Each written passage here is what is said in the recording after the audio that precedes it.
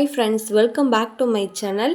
இன்றைக்கி என்னோடய வீட்டு தோட்டத்தோட அப்டேட் பற்றி தான் இந்த வீடியோ பார்க்க போகிறோம்.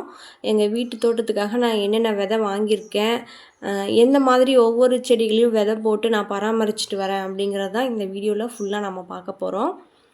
நான் இப்போ மாட்டுச்சாணம் உரம் இருக்குது பார்த்திங்களா, தொழு உரம், அதை தான் ஃபுல்லாக இந்த இடத்துக்கு பூரா போட்டுட்ருக்கேன். ஏன்னா இங்கே நான் கொத்தவரங்காய் விதையும் வெண்டைக்காய் விதையும் ஊனலான்னு சொல்லிகிட்ருக்கேன். அதனால் இந்த மண்ணில் அதிகமாக சத்து எதுவுமே இல்லை அப்படிங்கிறதுக்காக நான் தொழு உரத்தை தான் இது கூட சேர்த்து போட்டுட்ருக்கேன். தொழு உரம் சேர்த்ததுக்கப்புறம் நல்லா மண் ஃபுல்லாக கொத்தி விட்டுட்டு நல்லா கிளறி விட்டு பாத்தி போடணும். பாத்தி போடுறதுக்காக தான் நான் ஓரம்பரமெல்லாம் ஃபுல்லாக வெட்டி விட்டுட்ருக்கேன். அந்த பக்கம்லாம் ரொம்ப கடிமனாக இருக்குது. இந்த மண் ஃபுல்லாக ஒரு 2-3 வருஷம் சும்மாவே கிடந்துச்சுங்க. ஒரு 3 வருஷத்துக்கு முன்னாடி தான் நான் ஃபுல்லாக இங்கே செடி போட்டுட்ருந்தேன்.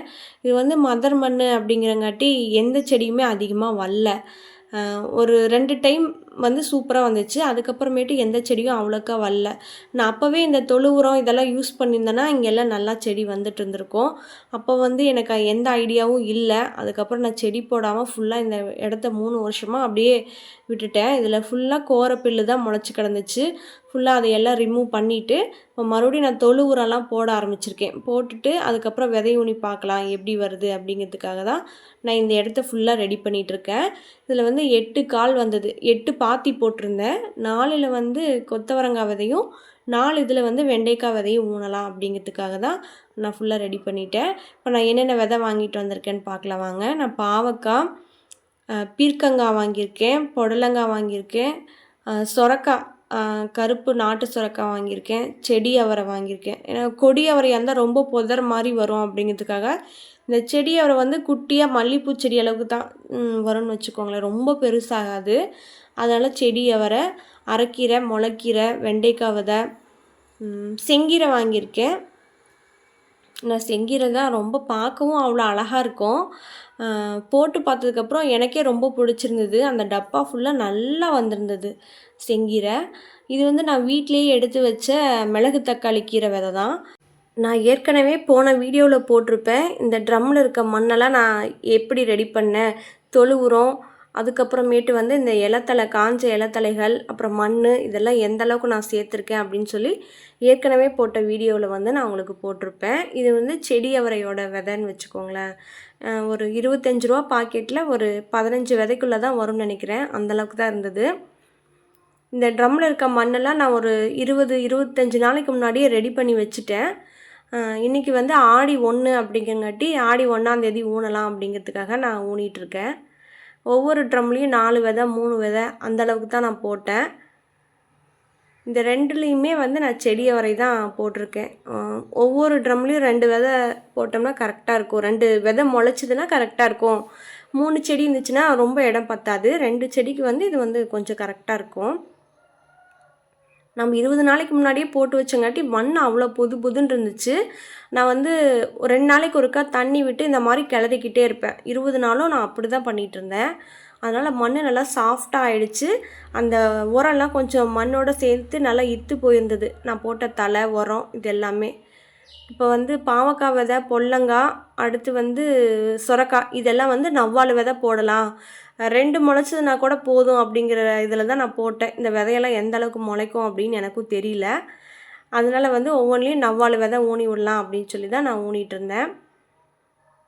பெரிய ட்ரம்லையெல்லாம் சொரக்காயும் பொல்லங்காயும் போட்டுக்கலாம். அப்போ தான் அது வேர் ஓடுறதுக்கு கரெக்டாக இருக்கும். குட்டியில் போட்டோம்னா வேர் ஓட இடம் இருக்காது அப்படிங்கிறதுக்காக நான் பெரிய ட்ரம்லையெல்லாம் சொரக்காய், புடலங்காய், பாவக்காய் இதெல்லாம் போட்டிருந்தேன். பீக்கிங்காய், இந்த 4 விதையும் 4 மூலையிலையும் 4 கார்னரில் பெரிய ட்ரம் வச்சு நான் போட்டுட்ருக்கேன்.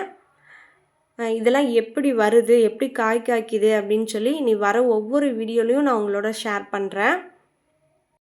நீங்கள் கூட நினைக்கலாம், வீட்டை சுற்றி இவ்வளோ மண் இருக்கிறப்போ நீங்கள் நேரடியாக மண்ணிலேயே இந்த விதையெல்லாம் போடலாமே அப்படின்னு சொல்லிட்டு. நான் வீட்டை சுற்றியும் ஃபஸ்ட்டெல்லாம் அப்படி தான் போட்டுட்ருந்தேன். தொழு உரம் இதெல்லாம் போட்டோம்னு வச்சுக்கங்களேன், ஒரு மழை நல்லா கனத்த மழையாக பேஞ்சுதுன்னா இருக்கிற எல்லா உரத்தையும் தண்ணியாக அடிச்சிட்டு போயிடும்னு வச்சுக்கோங்களேன். எங்கள் வீடு மேடாக இருக்குது, அதனால் இருக்கிற உரத்தையெல்லாம் இறக்கத்துக்கு கீழே வந்து அடிச்சிட்டு போயிடும். அதனால் அந்த செடியும் நல்லா வராது, நம்ம போடுற உரமும் வேஸ்ட்டாக போகும். ஆனால் இந்த ட்ரம்முலேயே இருந்துச்சுன்னா கொஞ்சம் எந்த பிரச்சனையும் இல்லை. ஒரு ஒரு சில ஓட்டைகள் மட்டும்தான் அந்த ட்ரம்முக்கு கீழே போட்டிருக்கேன். அதனால் கொஞ்சமாக மட்டும்தான் இதோட எசன்ஸு, அந்த உரத்தோட எசன்ஸ் எல்லாம் கொஞ்சம் வெளியில் வரும். அதிக அளவில் எந்த பாதிப்பும் அந்த செடிக்கு வராது அப்படிங்கிறங்காட்டி தான் நான் இந்த மாதிரி ட்ரம்மில் ட்ரை பண்ணலாம் அப்படின்னு பண்ணிகிட்ருக்கேன். இப்போ கீரை விதைகள்லாம் ஊன்னதுக்கப்புறம் இந்த மாதிரி மேலே லைட்டாக மட்டும் தூவி விடுங்க. இது வந்து செங்கீரை விதை. அதுலேயும் லைட்டாக சாம்பல் போட்டோம்னா தான் நமக்கு போடுறதுக்கு ஒரு அளவு தெரியும்னு வச்சுக்கோங்களேன். இல்லை விதை வந்து ரொம்ப ஷைனிங்காக இருக்கும், எங்கே விழுது எங்கே விழலை அப்படின்னு சொல்லி தெரியாது. ஆனால் இந்த சாம்பலோட மிக்ஸ் பண்ணி போடுறப்போ நம்ம எங்கே போடுறோம் அப்படிங்கிறதையும் நல்லா நம்ம அக்யூரேட்டாக கண்ணில் பார்க்க முடியும். விதை போட்டதுக்கப்புறம் மேலேயும் லைட்டாக மண்ணை தூவிட்டு அதுக்கப்புறம் நம்ம தண்ணி தெளித்து விடணும். அப்போ தான் கீரை விதைக்கு வந்து ஈவனாக தண்ணி போகும். இல்லைன்னா அதிகமாக தண்ணி ஊற்றுறப்ப ஏதாவது ஒரு பக்கம் போய் அந்த விதை நின்றும். அதனால் வந்து நம்ம மேலே மண்ணை போட்டு அதுக்கப்புறம் தான் தண்ணி தெளிக்கணும். இது முடிச்சதுக்கப்புறம் நான் வெண்டைக்காய் விதை தான் ஊனிகிட்ருக்கேன். அதுக்கப்புறம் கொத்தவரங்காய் விதை ஊனலான்னு எடுத்து வச்சுருக்கேன். இது வந்து கொத்தவரங்காய் விதைன்னு வச்சுக்கோங்களேன். ஒவ்வொரு விதை ஊன்னா போதும். ஒரு வாரம் கழித்து முளைக்காத இடத்துல மறுபடியும் நம்ம வந்து விதை ஊனிக்கலாம். நம்ம ஊனி வச்சதுலேயே வந்து ஒரு 4-5 இடத்துல வந்து விதை நல்லா முளைக்கல. அதுக்கப்புறம் ஒரு வாரம் கழித்து மறுபடியும் நான் அந்த விதையெல்லாம் ஊனி வச்சேன். அதுக்கப்புறம் அதுவும் ஈவனாக வந்துருச்சு. இப்போ இந்த செடியெல்லாம் போடுறப்போ சீக்கிரம் வந்துடும். கொத்தவரங்காய் செடி, கீரை விதை, வெண்டைக்காய் விதை இதெல்லாம் வந்து சீக்கிரம் முளைச்சி வந்துடும். நம்ம ஃபஸ்ட்டு இந்த மாதிரி வீட்டு தோட்டம் அமைக்கிறோம் அப்படின்னா இந்த மாதிரி சுலபமாக முளைக்கிற விதைகளாக பார்த்து தேர்ந்தெடுக்கணும். இப்போ வந்து நான் ஆடி 1க்கு ஊன்னேன். இன்றைக்கி வந்து ஆடி 18. இன்றைக்கி வந்து நம்ம தோட்டத்தில் எல்லா செடியும், வீட்டு தோட்டத்தில் ஒவ்வொரு செடியும் எந்த அளவுக்கு வளர்ந்துருக்கு அப்படின்னு சொல்லி தான் பார்க்க போகிறோம். அதுக்கு முன்னாடி வந்து நான் வீட்டு குப்பைகள் எல்லாம் இந்த மாதிரி பக்கெட்டில் சேர்த்து வச்சு தான் செடிகளுக்கெல்லாம் யூஸ் பண்ணிகிட்ருக்கேன். ஏற்கனவே இந்த 18 நாள்லேயே எனக்கு ஒரு ட்ரம் அளவுக்கு வந்துருச்சுங்க. ஒரு ட்ரம் அளவுக்கு உரம் வந்து அது நல்லா மக்கிடுச்சு. மக்கினதுக்கப்புறம் இந்த ட்ரம்மில் தான் நான் போட்டு வச்சுருந்தேன். அதையெல்லாம் செடிகளுக்கு நான் போட்டுட்டு இப்போ மறுபடியும் வந்து நான் சேர்த்துட்ருக்கேன். இந்த மாதிரி குப்பைகள்லாம் சேர்த்து போடுறப்போ செடி அவ்வளோ அருமையாக வருதுன்னு வச்சுக்கோங்களேன். இத்தனை நாளாக இது தெரியாமல் இது வேஸ்ட்டாக கீழே கொட்டிட்டு, இல்லை நான் அப்படியே செடிக்கடியில் கொட்டிடுவேன். அது அந்தளவுக்கு மக்கறதில்ல. இந்த மாதிரி ட்ரம்மில் போட்டு எடுத்து வைக்கிறப்போ அது நல்லா மக்கி வருது. சீத்தாப்பழம்லாம் நல்லா கொத்து கொத்தாக காய்ச்சிருந்துச்சு. நான் ஏதோ பழுத்திருக்கு அப்படின்னு நினச்சேன். ஏன்னா பழுத்தாலும் இந்த மாதிரி பிளாக்காக இருக்கும். ஆனால் இது பழுக்கில் பச்சையாக தான் இருக்குது. இப்போ தான் இந்த கொய்யா மரம், கத்தாழை இதெல்லாம் நல்லா வந்துட்டுருக்கு. இந்த செடி கோசக்காய் செடின்னு நினைக்கிறேன். இது அதுவாக முளைச்சி வந்தது. நான் எதுவும் விதை போடலை. சரி தப்பு செடினா நல்லா காய் காய்க்கும் அப்படின்னு சொல்லுவாங்க. அதனால் சரின்னு சொல்லி இது ஓரமாக இருக்கட்டும் அப்படின்னு சொல்லி அப்படியே விட்டாச்சு. எதுவும் பிடுங்கியெல்லாம் போடலை. அப்புறம் இந்த கத்திரிக்காய் செடியை பற்றி நான் கண்டிப்பாக சொல்லியே ஆகணும். ஃபுல்லாக செடியெல்லாம் கொட்டி சாகிற நிலைமைக்கு போயிடுச்சு. அதுக்கப்புறமேட்டு நான் இந்த தொழு உரம்லாம் இதுக்கு போட்டு நல்லா ஃபுல்லாக கொத்தி விட்டுட்டு, அதுக்கப்புறமேட்டு முருங்கை இலை இருக்குது பார்த்தீங்களா, அதை அரைச்சி அதோட சாறு எடுத்து இதுக்கு ஃபுல்லாக ஸ்ப்ரே பண்ணிகிட்டு இருந்தேன். இப்போ வந்து செடி சூப்பராக தலைய ஆரம்பிச்சிருச்சு. நல்லா பச்சை பசேல்னு இருக்குது. தொழு உரம் போட்டதுக்கப்புறம் இந்த குச்சிக்கிழங்கு செடியும் வந்து சூப்பராக தழைஞ்சிருக்கு. ஃபுல்லெல்லாம் பழுத்து கிடந்ததுங்க இலையெல்லாம், எந்த சத்தும் மண்ணில் இல்லாதனால. அதுக்கும் வந்து நான் தொழு உரத்தை தான் யூஸ் பண்ணினேன். அது போட்டதுக்கப்புறம் செடி எல்லாமே பச்சை பசேல்னு இருக்குது. நான் இதுக்கு முன்னாடியெல்லாம் அதிகமாக நான் யூஸ் பண்ணதில்லை. இப்போ யூஸ் பண்ணி பார்க்குங்காட்டி தான் இந்தளவுக்கு செடி வளருமா அப்படிங்கிறது எனக்கு தெரியுது. இன்னும் நிறையா ட்ரம்மெல்லாம் வாங்கி க்ரோ பேக்கெல்லாம் வாங்கி போடலாங்கிற ஒரு ஐடியாவில் தான் நான் இருக்கேன். ஃபஸ்ட்டு இதை ட்ரை பண்ணி பார்க்கலாம், செடிகள்லாம் எப்படி வருது அப்படின்னு பார்த்துட்டு அடுத்து ஃபுல்லாக நம்ம அந்த மாதிரியே பண்ணலாம் அப்படின்னு தான் நான் இருக்கேன்.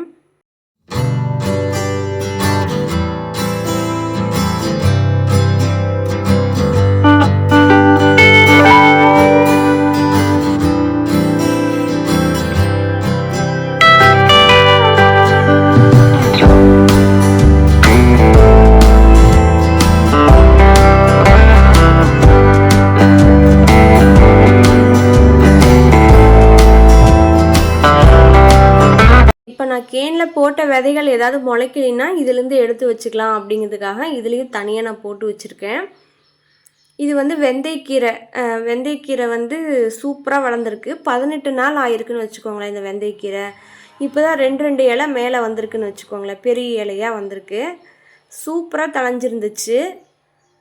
அந்த செடிக்கிட்ட போகிறப்பயே அவ்வளவு மணமாக இருந்தது. ஆனால் இருக்கிற விதையிலேயே ஃபஸ்ட்டு வந்து வெந்தயம் தாங்க நல்லா முளைக்குது. இது வந்து நாம் போட்ட செங்கீரை விதை தான். செங்கீரையும் நல்லா கலர்ஃபுல்லாக சூப்பராக தழைஞ்சிருந்துச்சு.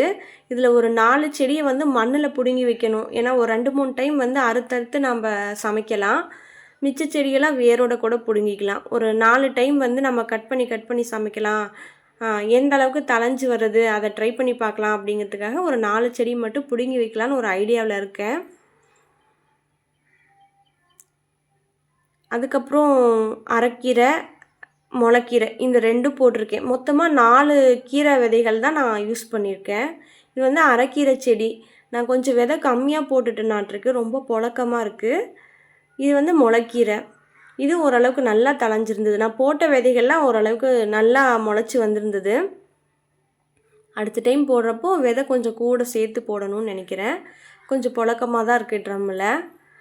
ஓவரால் வந்து கீரை செடிகள் வந்து நான் இப்படி தான் வச்சுருக்கேன். ஃபுல்லாக சன் சைடுக்கு அடியில் தான் வச்சுருக்கேன். மழை தண்ணி வந்து நேரடியாக படாத மாதிரி தான் நான் வச்சுருக்கேன். கீரைகள்லாம் சாஞ்சிரும் அப்படிங்கிறங்காட்டி.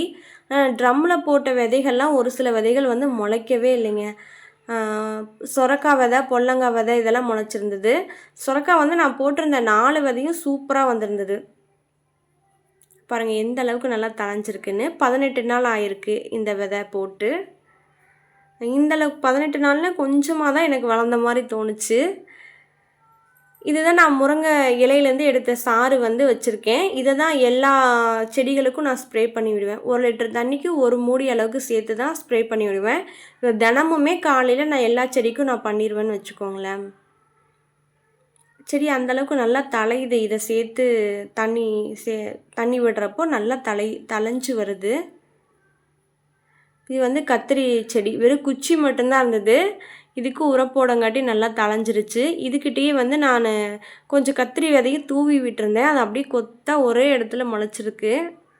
இதையும் பெருசானதுக்கப்புறம் பிடுங்கி நிலத்தில் வைக்கணும். அதுக்கப்புறம் மறுபடியும் நான் ஒரு சில ட்ரம்மெல்லாம் வாங்கி மண் கலவையெல்லாம் ரெடி பண்ணி வச்சுருக்கேன். அதுவும் ஒரு 20 நாள் ஆனதுக்கப்புறம் தான் விதை ஊனலாம் அப்படின்னு சொல்லி இந்த ஒயிட் கலர் ட்ரம்மெல்லாம் இப்போ பக்கமாக நான் மண் போட்டு எடுத்து வச்சுருக்கேன். இதெல்லாம் கேரட்டு, பீன்ஸ் விதைகள்லாம் வாங்கி இதில் ஊனணும். 4 விதை ஊனியிருந்தேங்க. பொல்லங்காய் 1 தான் முளைச்சிருக்கு. இது வந்து செடி அவரை. ஒரே ஒரு பொல்லங்காய் செடி தான் வந்திருக்கு. இதில் வந்து ஊனதெல்லாம் நல்லா வந்துருச்சு. இருக்கிறதுலையே செடி அவரையும் சொரக்காயும் மட்டும் சூப்பராக முளைச்சி வந்திருக்கு. பீக்கிங்காய், பாவக்காய் எந்த செடியுமே நல்லா முளைக்கவே இல்லைங்க. அதெல்லாம் அப்படியே அழுகிடுச்சு. நானும் என்னாச்சு அந்த விதை அப்படின்னு சொல்லி பறித்து பார்த்தேன். ஃபுல்லாக அழுகி போச்சு அந்த விதை. நான் ஏற்கனவே தனியாக விதை ஒன்றில் ஒரு இதில் போட்டு வச்சுருக்கேன். அதை தான் இந்த ட்ரம்முக்கு எடுத்து வைக்கணும். நம்ம ஊன வெண்டைக்காயும் கொத்தவரங்காயும் சூப்பராக வந்துருச்சு செடியெல்லாம். ஏதோ 4-5 இடத்துல மட்டும்தான் நல்லா முளைக்கல. 4-5 விதைகள் மட்டும்தான் நல்லா வரல. அந்த இடத்துலையும் நான் மறுபடியும் விதையெல்லாம் ஊனி விட்டுருக்கேன். இன்னும் ஒரு 2-3 நாளில் முளைச்சிரும்னு நினைக்கிறேன்.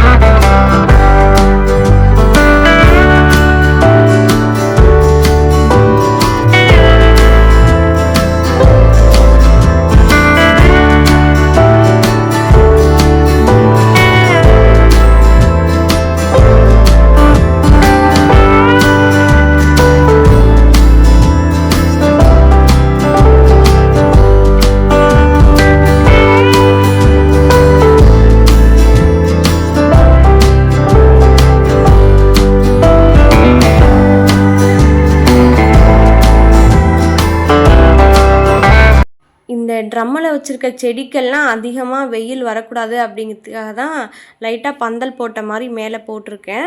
இது ஃபுல்லாக மேலே கீத்தெல்லாம் போட்டிருந்தேன். அதெல்லாம் எடுத்துட்டேன்னு வச்சுக்கோங்களேன். இப்போ வெயில் காலம் இல்லைல்ல, இனிமேல் மழை காலம் தான் அதிகமாக இருக்குது அப்படிங்காட்டி மேலே இருக்கிறதெல்லாம் ரிமூவ் பண்ணியாச்சு. ஓவரால் நம்ம வீட்டு தோட்டம் இந்த மாதிரி தான் இப்போதைக்கு இருக்குது. இன்னும் நிறைய எக்ஸ்டெண்ட் பண்ணணும் அப்படிங்கிற ஒரு ஐடியாவில் தான் இருக்கேன். இங்கெல்லாம் ஃபுல்லாக வாழை மரம் இருந்தது. ஒரு 20 வாழை மரத்துக்கு பக்கமாக இருந்திருக்கும். எல்லாத்தையும் வெட்டி எடுத்தாச்சு. ஏன்னா ஃபுல்லாக எல்லாம் வீட்டு மேலேயே சாஞ்சு வந்துடுது. அதை பிடிச்சிக்கிட்டு எலி அது இதுன்னு சொல்லி மேலே ஏறி வீட்டுக்குள்ளே வருது. அதனால் அந்த பக்கம் இருக்கிற வாழை மரத்தையெல்லாம் எடுத்துட்டேன். இதில் வந்து ஏதாவது கொடி வகைகள்லாம் போடலாம் அப்படின்னு சொல்லி ஒரு ஐடியாவில் தான் இருக்கேன். அப்பயும் பாருங்கள், ஒரு 4 தார் வந்து தேன் வாழை வந்து இருக்குது. அதை மட்டும் விட்டுட்டு காய் காய்க்காத மற்ற மரத்தையெல்லாம் வெட்டியாச்சு. இப்போ நம்ம மேலே போய் பார்க்கலாம் ஓவராலாக நம்மளோட தோட்டம் எப்படி இருக்குது அப்படின்னு. மழை பெஞ்சதுனால எங்கள் ஊர் ஃபுல்லாக பச்சை பசேல்னு எங்கள் காடெல்லாம் அவ்வளோ அழகாக இருந்தது வீட்டை சுற்றியுமே. நான் கீழே கிடக்கிற குச்சி ஓசு அது இதுன்னு எல்லாத்தையும் அள்ளி அந்த பந்தல் மேலேயே போட்டு விட்டுட்டேன். கொஞ்சம் வெயில் வராமல் இருக்கட்டும், பட்டும் படாமல் இருக்கணும் வெயிலில்.